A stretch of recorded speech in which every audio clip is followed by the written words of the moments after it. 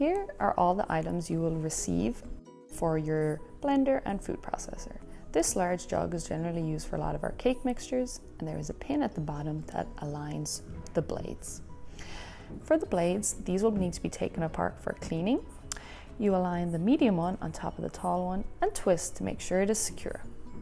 Align this with the pin at the bottom and give it a little wiggle to make sure it is in place.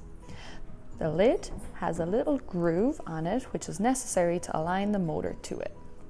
When putting the lid on, also make sure it is fully secure before getting the motor. Here is the motor, and here is the indentation that aligns to the groove in the lid as shown. Once this is secure, press the button on the top and away you go. Next, for the food processor. This is generally used for a lot of our frostings or cream cheese, and also has the pin at the bottom to align the blades. Once again, these blades will be separate for cleaning.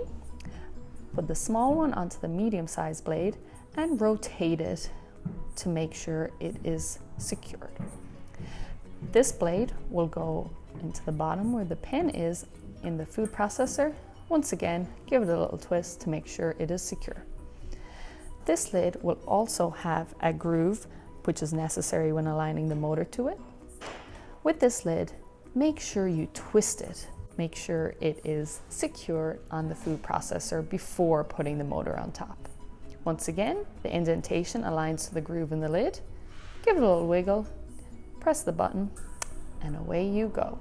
Happy cooking!